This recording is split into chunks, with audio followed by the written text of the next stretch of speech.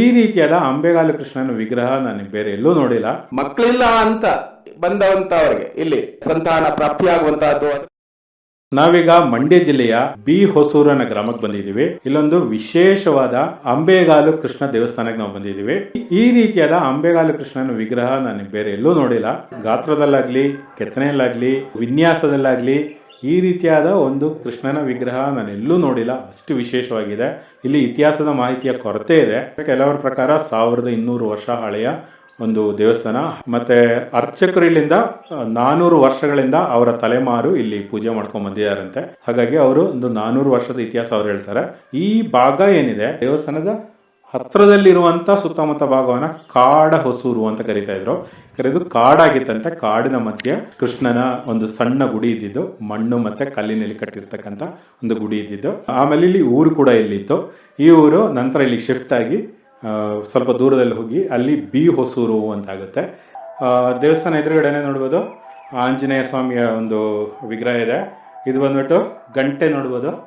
ಈ ಗಂಟೆ ಇರೋದ್ರಿಂದ ಇದು ವ್ಯಾಸರಾಜರು ಸ್ಥಾಪನೆ ಮಾಡಿರೋದು, ಅಂದ್ರೆ ವಿಜಯನಗರ ಕಾಲಘಟ್ಟದ್ದು. ಊರ ಹೆಬ್ಬಾಗಿಲ ಹತ್ರ ಇರುವಂತ ಆಂಜನೇಯ ಸ್ವಾಮಿ ದೇವಸ್ಥಾನ ಏನಿದೆ, ಆ ದೇವಸ್ಥಾನದಲ್ಲಿ ಮುಂಚೆ ಇದೇ ವಿಗ್ರಹ ಇದ್ದಿದ್ದು.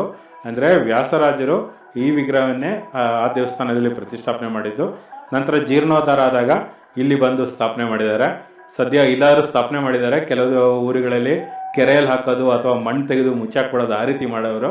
ಹಾಗೆ ಮಾಡಿದ್ರೆ ಈ ರೀತಿಯಾದ್ರೂ ಸ್ಥಾಪನೆ ಮಾಡಿದ್ರೆ ನಮಗೆ ಇತಿಹಾಸದ ಒಂದು ಭಾಗ ಉಳ್ಕೊಳ್ಳುತ್ತೆ. ಇಲ್ಲಿ ಇನ್ನೊಂದು ವಿಶೇಷತೆ ಏನು ಕಾಣ್ತಾ ಇದೆ ಅಂದ್ರೆ, ಇದು 2 ಕಲ್ಲುಗಳ ರೀತಿ ಕಾಣ್ತಾ ಇದೆ. ಈ ಆಂಜನೇಯ ಸ್ವಾಮಿ ವಿಗ್ರಹ ಏನಿದೆ ಅದೊಂದು ಕಲ್ಲು, ಆಮೇಲೆ ಪ್ರಭಾವಳಿ ಬೇರೆ ಕಲ್ಲಿನ ರೀತಿ ಕಾಣ್ತಾ ಇದೆ. ಸೊ ಈ ಪ್ರಭಾವಳಿ ಒಳಗಡೆ ಆಂಜನೇಯ ಸ್ವಾಮಿಯ ವಿಗ್ರಹ ಕೂರಿಸಿದ ಹಾಗೆ ನಮ್ಗೆ ಇಲ್ಲಿ ಕಂಡು ಬರ್ತಾ ಇದೆ. ಮತ್ತೆ ಎದುರುಗಡೆ ಇನ್ನೊಂದು ಹಳೆ ಕಾಲದೊಂದು ಕಲ್ಲು, ಹಾಗೆ ಒಂದು ಅದ್ರ ಮೇಲೆ ಕೆತ್ತನೆ ಕೂಡ ಇದೆ. ಆದ್ರೆ ಏನಂತೂ ನಮ್ಗೆ ಅಷ್ಟು ಗೊತ್ತಾಗ್ತಾ ಇಲ್ಲ. ಸೊ ಇದು ಕೂಡ ಇತಿಹಾಸದ ಒಂದು ಭಾಗನೇ ಇರಬೇಕು. ಈ ಆಲದ ಮರ ಕೆಳಗಡೆ ಹಳೆ ದೇವಸ್ಥಾನದ ಹಳೆದುಳಿದ ಭಾಗಗಳು ಕಾಣಿಸ್ಬೋದು. ಇಲ್ಲಿ ಅದ ಕಂಬಗಳೆಲ್ಲ ಇದೆ, ಜೊತೆಗೆ ಬಾಗಿಲಿದ್ದಿದ್ದು ಭಾಗ ನೋಡ್ಬೋದು. ಅದರ ಹುಕ್ಕು ಕೂಡ ಹಾಗೆ ಇದೆ. ಸೊ ಈ ಕಲ್ಲುಗಳೇನೆ ಹಳೆ ದೇವಸ್ಥಾನದ ಹಳೆದುಳಿದ ಭಾಗಗಳು. ದೇವಸ್ಥಾನದ ಪ್ರಸಾದ ಸಿಹಿ ಪೊಂಗಲು ಮತ್ತೆ ಪಂಚಾಮೃತ.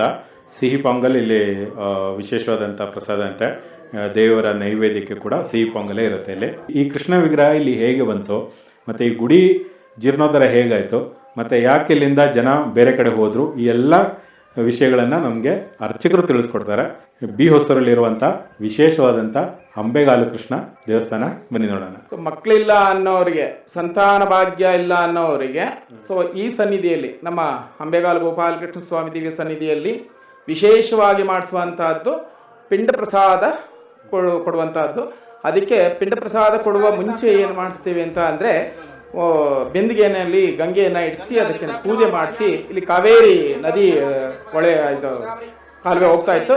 ಅದು ನೀರಿಲ್ಲದ ಕಾರಣ ನಾವು ಬಿಂದಿಗೆನಲ್ಲಿ ಪೂಜೆ ಮಾಡಿಸಿ, ಇಲ್ಲೇ ಪೂಜೆ ಮಾಡಿಸಿ ಅವ್ರ ಕೈಲಿ ಸಂಕಲ್ಪ ಮಾಡಿಸಿ ಇಲ್ಲೇ ದೇವ್ರ ಮುಂಭಾಗ ಅವ್ರಿಗೆ ನೀರು ಹಾಕೊಡ್ತೀವಿ. ಅಂದ್ರೆ ತಲೆ ಮೇಲೆ ನೀರು ಹಾಕೊಟ್ಟು ಸ್ನಾನ ಮಾಡಿಸಿ ಪ್ರದಕ್ಷಿಣೆ ಹಾಕ್ಸ್ತೀವಿ. ದೇವಸ್ಥಾನದ 3 ಸುತ್ತು ಪ್ರದಕ್ಷಿಣೆ ಹಾಕ್ಸಿ, ಹರಳಿಕಟ್ಟೆ ಪ್ರದಕ್ಷಿಣೆ ಹಾಕ್ಸಿ, ಅಲ್ಲಿ ಹುತ್ತವನ್ನು ಪ್ರದಕ್ಷಿಣೆ ಹಾಕ್ಸಿಸಿ ಅದಾದ ನಂತರ ಬಟ್ಟೆಯನ್ನ ಬದಲಾಯಿಸ್ಕೊಂಡು ಮತ್ತೆ ಬಂದು ಒಳಗಡೆ ಸನ್ನಿಧಿ ಒಳಗಡೆ ಕೂತ್ಕೊಂಡು ಅಲ್ಲಿ ಪಿಂಡ ಪ್ರಸಾದವನ್ನ ಕೊಡುವಂತಹದ್ದು, ಅಲ್ಲಿ ಸಂಕಲ್ಪ ಮಾಡಿ ಪಿಂಡ ಪ್ರಸಾದವನ್ನ ಕೊಡುವಂತಹದ್ದು. ಅದಾದ ನಂತರ ಇಲ್ಲಿ ವಿಶೇಷತೆಯ ಅಂದ್ರೆ ದೇವರಲ್ಲಿ ಹೂವನ್ನ ಕೇಳುವಂತಹದ್ದು. ದೇವರು ಬಲಭಾಗದಲ್ಲಿ, ಬಲದ ಕೈನಲ್ಲಿ ಬೆಣ್ಣೆ ಹಿಡಿದಿರುವಂಥ ಕೈ ಭಾಗದಲ್ಲಿ ಏನಾದರೂ ಕೊಟ್ಟಿದ್ದೆ ಆದರೆ ಖಂಡಿತ ಬೇಗನೆ ಶೀಘ್ರವಾಗಿ ಸಂತಾನ ಆಗುತ್ತೆ ಅಂತ. ಸೊ ಮಧ್ಯಭಾಗದಲ್ಲಿ ಅಂತಕ್ಕಂತಹದ್ದು ನಿಧಾನವಾಗಿ, ಸೊ ಎಡಭಾಗದಲ್ಲಿ ಕೊಟ್ಟಂತಹದ್ದು ಸೊ ಇನ್ನೂ ನಿಧಾನ ಅಂತಾನೆ ಅರ್ಥ. ಸೊ ಹಾಗಾಗಿ ಆ ರೀತಿಯಾದಂಥ ಒಂದು ಪ್ರಶ್ನೆಯನ್ನ ದೇವರು ಕೊಡುತ್ತೆ ಹೂವಿನ ಪ್ರಕಾರವಾಗಿ. ಖಂಡಿತ ಇಲ್ಲಿಗೆ ಬಂದವರಿಗೆ ಯಾರಿಗೂ ಕೂಡ ಮಕ್ಕಳಾಗಿಲ್ಲ ಅನ್ನುವಂಥದ್ದೇ ಇಲ್ಲ, ಆಗತ್ತೆ ಖಂಡಿತ. ನಿಧಾನ ಆದ್ರೂ ಕೂಡ ಖಂಡಿತ ಹಾಗೆ ಆಗುತ್ತೆ ಅನ್ನುವಂಥ ಒಂದು ವಿಶೇಷತೆ. ದೇವರಾಜ್ ಅವರು ನಮಗೆ ಅವರ ಅನುಭವ ದೇವಸ್ಥಾನ ಬಗ್ಗೆ ಹೇಳ್ತಾರೆ. ಹಿಂದೆ ಮಣ್ಣಿನ ಗೋಡೆ ಇತ್ತು, ಚಪ್ಪಡಿ ಇತ್ತು. ಅವಾಗ ಚಪ್ಪಡಿ ಕಲ್ಲಲ್ಲಿ ಹಿಂದೆ ಮಾಡಿದ್ರಲ್ಲ ಆ ರೀತಿ ಅದು ಎಲ್ಲ ಕಸ್ಕೊಂಡೆಲ್ಲ ಒಂದು ಮೂಲೆಲ್ಲ ಕಸ್ಕೊಬಿಟ್ಟಿದ್ದು. ಆವಾಗ ಅದರೊಳಗೆ ಇಳಿದು ಬಂದು ದೀಪ ಹಚ್ಚಿ ಹೋಗ್ತಿದ್ದು ಅವಾಗ. ಆಮೇಲೆ ಇದು ಸ್ವಲ್ಪ ಎತ್ತರಿಸೋರು ಈಗ ಕೃಷ್ಣನ ಈ ದೇವಸ್ಥಾನ ಮಾಡಿದ್ರೆ ಒಂದು ಸ್ವಲ್ಪ ಎತ್ತರವಾಗಿ ಇನ್ನೂ ಕೆಳಗಡೆ ಇತ್ತು ಇನ್ನು ಸ್ವಲ್ಪ. ಆವಾಗಿಂದ ಬರ್ತಾ ಇದ್ದೀನಿ ದೀಪ ಹಚ್ಚೋದಕ್ಕೆ. ನಾನು ಸ್ಕೂಲು ಅಂದರೆ ಒಂದು 3ನೇ ಕ್ಲಾಸ್ ಹೋಗ್ತಿದ್ದೆ ಅಂತ ಕಾಣಿಸೋದು ಅವಾಗಿನ ಕಾಲದಲ್ಲಿ. ಅಷ್ಟು ತುಂಬ ಭಯ ಇತ್ತೆಲ್ಲ ಕಾಡು. ಆ ರೀತಿ ಇತ್ತು. ಆಮೇಲೆ ಜಿ.ಕೆ. ಚೆನ್ನೈಗೌಡರು, ನಮ್ಮೂರು ಬೋರೇಗೌಡರು ಎಲ್ಲ ಸೇರ್ಕೊಂಡು ನಿಂತು ಗರ್ಭಗುಡಿ ಕಟ್ಸಿದ್ರು ಅವಾಗ. ಅದೆಲ್ಲ ಕಸ್ಕೊಂಡು ತೆಗೆದುಬಿಟ್ಟು ಒಂದು ಗರ್ಭಗುಡಿ ಮಾಡಿ ಚಿಕ್ಕದಾಗಿ. ಈಗೊಂದು 20-23 ವರ್ಷದಲ್ಲಿ ಪುನಃ ಇದನ್ನ ಇದು ಮಾಡಿದ್ರು. ನಾವು ಅವಾಗಿಂದ ಬಂದು ದೀಪ ಹಚ್ಚಿ ಬರ್ತೀವಿ, ಶನಿವಾರ ಬರ್ತೀವಿ. ನಾವೇನು ಈ ದೇವ್ರು ಹತ್ತಲಿಲ್ಲ ಅಂದ್ರೆ ಈ ದೇವ್ರು ನಮ್ಮ ಕಡೆ ಇದ್ವಲ್ಲ, ಹಾಗಾಗಿ ನಮ್ಮ ಅಕ್ಕನಿಗೆ ಒಬ್ಬರಿಗೆ ಮಕ್ಕಳಿರಲಿಲ್ಲ. ಒಂದು 2 ವರ್ಷದಿಂದ 9 ವರ್ಷ ಮಕ್ಕಳಿರಲಿಲ್ಲ. ಅವ್ರಿಗೆ ಈ ದೇವಸ್ಥಾನಕ್ಕೆ ಬಂದು ಇಲ್ಲಿ ಬುಳ್ಳಪ್ಪ ಅಂತ ಬಿಳಿದೆಲ್ಲ ಹೋಗ್ಬಿಟ್ಟಿದ್ರು. ದೇವ್ರು ಬಂದು ಮೈ ಮೇಲೆ ಏನೋ ಹೇಳಕ್ಕೆ ಶುರು ಮಾಡಿದ್ರು. ಅಲ್ಲಿ ಹೇಳಿ ಅವತ್ತು ಅಲ್ಲಿಂದ ಈಚೆಗೆ ಒಂದು 4 ಮಕ್ಕಳು ಹೂ ಕೊಟ್ಟರು, 4-5 ಹೂ ಕೊಟ್ಟರು. ಅದರಲ್ಲಿ 1 ಗಂಡು 4 ಹೆಣ್ಣು ಆಯಿತು ಮಕ್ಕಳು. ಅಲ್ಲಿಂದ ಈಚೆಗೆ ತುಂಬ ಜನ ಬರ್ತಾರೆ, ಗಂಡು ಮಕ್ಳು ಇಲ್ದರೋರು ಮಕ್ಕಳಿಲ್ದವರೆಲ್ಲ ಬರ್ತಾರೆ, ಬೆಂಗಳೂರಿಂದ ಬರ್ತಾರೆ.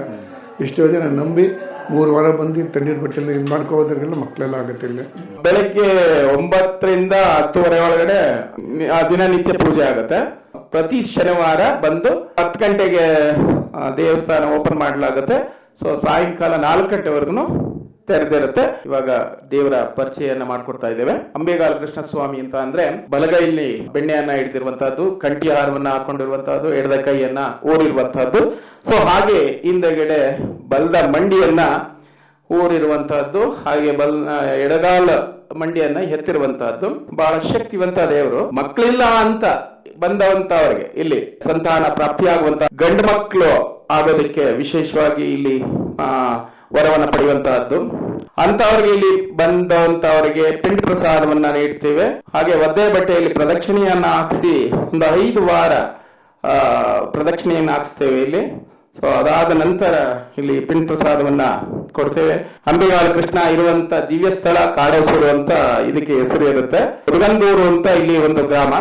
ಆ ಮುದುಗಂದೂರಿಗೆ ಈ ದೇವರನ್ನ ಮಾಡಿಸ್ಕೊಂಡು ಮತ್ತೋರ್ನಿಂದ ವಿಗ್ರಹನ ಮಾಡಿಸ್ಕೊಂಡು ಈ ಮುಖಾಂತರ ಅಂದ್ರೆ ಈ ವಿಶ್ವೇಶ್ವರಯ್ಯನಾಲಯ ಇದ್ಯಾವುದೂ ಕೂಡ ಆಗಿರ್ಲಿಲ್ಲ.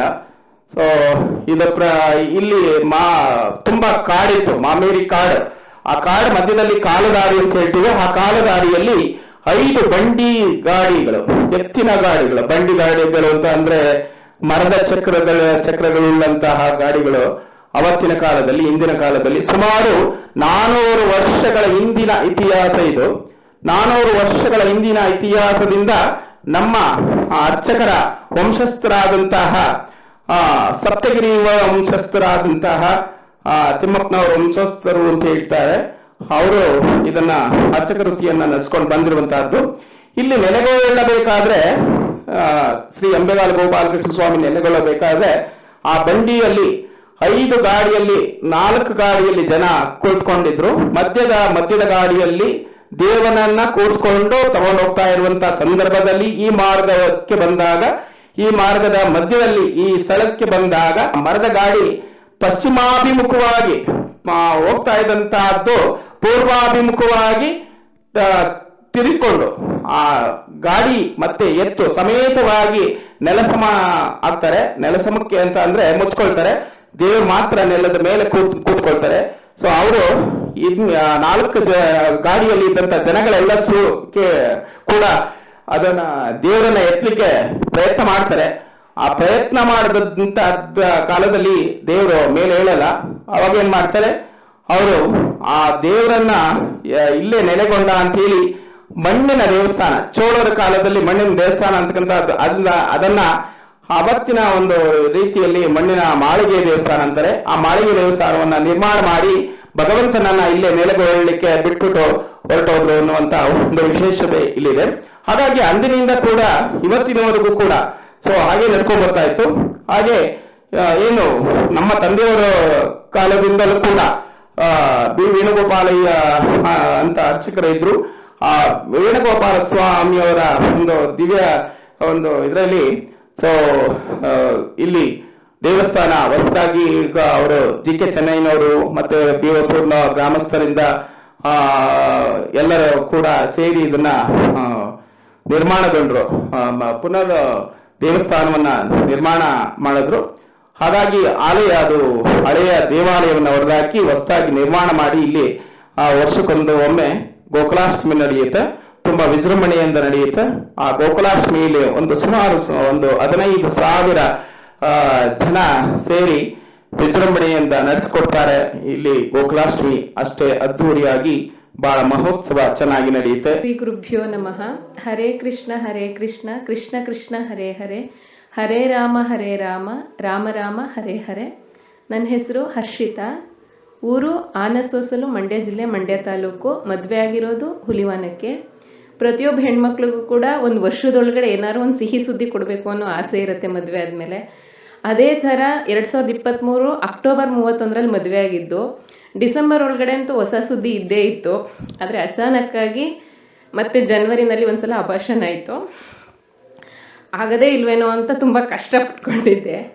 ಆದರೆ ಒಂದು 6 ತಿಂಗಳು ಗ್ಯಾಪ್ ಆದಮೇಲೆ ನಮ್ಮಮ್ಮ ಒಂದ್ಸಲ ಬಂದಿದ್ರು ಅಂಬೆಗಾಲು ಗೋಪಾಲಕೃಷ್ಣ ಸ್ವಾಮಿ ದೇವಸ್ಥಾನಕ್ಕೆ. ಅವರ ಒಂದು ಆಸೆ, ಅವರು ಹೋದಾಗ ಒಂದ್ಸಲ ಹೇಳಿದರು, ನಾನು ಹೋದ ತಕ್ಷಣ ಹೂವು ಬೀಳ್ತು ಅಂತ. ಅದು ಒಂದು ಪಾಸಿಟಿವ್ ಎನರ್ಜಿ ಅಂತ ನನಗನ್ನಿಸ್ತು. ಅದೇ ಥರ ನಾನು ಕೇಳಬೇಕು ಅಂತ ಅಂದ್ಕೊಂಡೆ. ಇಲ್ಲಿ ಪೂಜೆ ಮಾಡುವಂತಹ ಕೃಷ್ಣಮೂರ್ತಿ ಅನ್ನುವಂತಹ ಅರ್ಚಕರ ಮಗ ಸನತ್ ಮತ್ತು ಮಗಳು ಕುಸುಮ ಅನ್ನುವರು ನನ್ನ ವಿದ್ಯಾರ್ಥಿಗಳೇ ಆಗಿದ್ದರು. ಹಾಗಾಗಿ ನಂಗೆ ತುಂಬ ಖುಷಿ ಆಯಿತು ಅವ್ರು ಮಾತಾಡಿಸಿದ್ದು. ಮತ್ತು ಬಂದಮೇಲೆ ಹೀಗೆ ಕೇಳಿದ ತಕ್ಷಣ ಅವರು ಈ ರೀತಿ ಮಾಡಿದ್ರೆ ಆಗತ್ತೆ ಅಂತ ಹೇಳಿದರು. ದೇವಸ್ಥಾನಕ್ಕೆ ಬಂದೇ ಆಗಬೇಕಾ ಅನ್ನೋದೊಂದು ತಲೆಯಲ್ಲಿತ್ತು. ಆದರೆ ಮನೇಲೂ ಕೂಡ ಕೃಷ್ಣನೇ ಪೂಜೆ ಮಾಡೋದು, ಯಾವಾಗಲೂ ಕೃಷ್ಣನೇ ಆರಾಧನೆ ಮಾಡೋದಾದರೂ ಕೂಡ ದೇವಸ್ಥಾನದಲ್ಲಿ ಬಂದಾಗ ಅಲ್ಲಿ ಒಂದು ಶಕ್ತಿ ಸಿಗುತ್ತೆ ಅಂತ ಇಲ್ಲಿ ಬಂದು ಪಿಂಡ್ ಪ್ರಸಾದ ತಗೊಂಡು 5 ವಾರ ಇಲ್ಲೇ ಮಡಿಯಲ್ಲಿ ಸ್ನಾನ ಮಾಡಿ ಆದಮೇಲೆ, ಕರೆಕ್ಟ್ ಪ್ರದಕ್ಷಿಣೆ ಮಾಡಿ ಆದಮೇಲೆ, ಆ ಮಾಡಿದ 5 ವಾರದ ನಂತರನೇ ಒಳ್ಳೆ ಸುದ್ದಿ ಇತ್ತು ನನಗೆ. ಆಷಾಢ ಮಾಸದಲ್ಲಿ ಹಾಗೆ ಮಾಡಿದ್ದು. ಈಗ ಇನ್ನೇನೋ ಅಮಾವಾಸ್ಯೆ ಕಳೆದ್ರೆ ಫಾಲ್ಗುಣ ಮಾಸ, 9 ತಿಂಗಳು ತುಂಬತ್ತೆ. ಇವತ್ತು 8 ದಿನಕ್ಕೆ ನನಗೆ ಡೇಟ್ ಕೊಟ್ಟಿರೋದು. ತುಂಬ ಖುಷಿ ಆಗ್ತಾ ಇದೆ. ಈ ದೇವಸ್ಥಾನಕ್ಕೆ ಬಂದ ಮೇಲೆ ಈ ಥರ ಒಂದು ಒಳ್ಳೆಯದಾಗಿದೆ ಅಂತ ಹೇಳೋದಕ್ಕೆ ಧನ್ಯವಾದ.